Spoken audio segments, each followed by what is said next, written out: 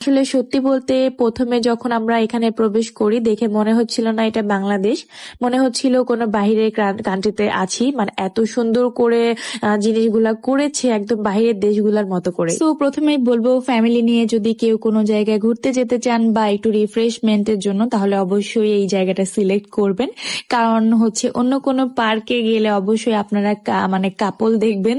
তো এই পার্কে আসলে আমার মনে হয় না তেমন কাপল দেখতে হবে। সুন্দর সুন্দর সিনারি, সুন্দর সুন্দর দৃশ্য দেখতে দেখতে আসলে সুন্দর সময়গুলো পার করতে পারবেন। এটা আপনার মনে হবে যে আপনি একটু ফ্রেশ হতে পারতেছেন, এত সুন্দর একটা স্নিগ্ধ মনোরম পরিবেশ। কাপল বলতে আসলে আমি আমাদের মতো কাপলদেরকে বোঝাই নাই, মানে বিবাহিত কাপল।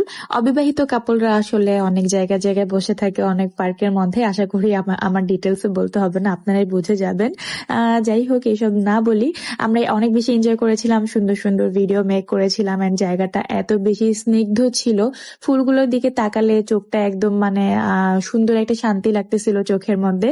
এন্ড আমরা তো অনেক বেশি এনজয় করলাম।